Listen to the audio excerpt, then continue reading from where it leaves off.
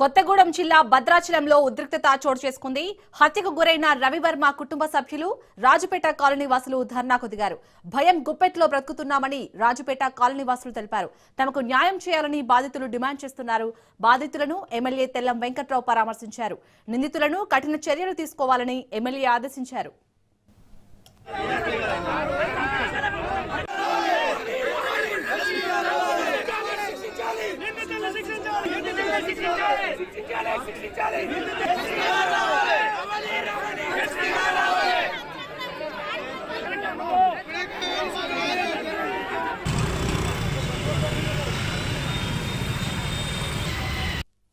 నా పేరు వెంకట అండి. భద్రాచలం మాది.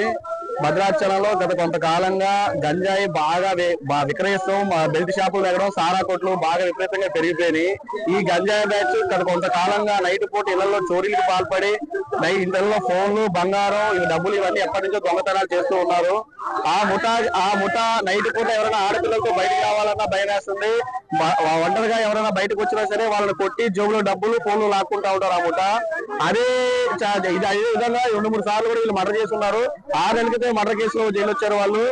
నేను నిన్న ఈవినింగ్ సాయంత్రం 5 గంటల ఇంటి నుంచి బయటకు వెళ్తుండగా సుమారు 15 మంది రోడ్డు కాపుగా నా బండిని యాక్సిడెంట్ చేసి, నీ బండిని పెట్రోల్ పెట్టి తగలేచేస్తాం, ఇక్కడ నీకు నష్టపరిహారం కట్టాం, నీ బండి ఇక్కడే కాల్ చేస్తాం అని చెప్పి నన్ను బెదిరిస్తున్నారు. ఇదేంటని అడిగినందుకు నన్ను విపరీతంగా తల మీద కొట్టేసి రాళ్లతో కొట్టి నా మీద దాడి చేశారు.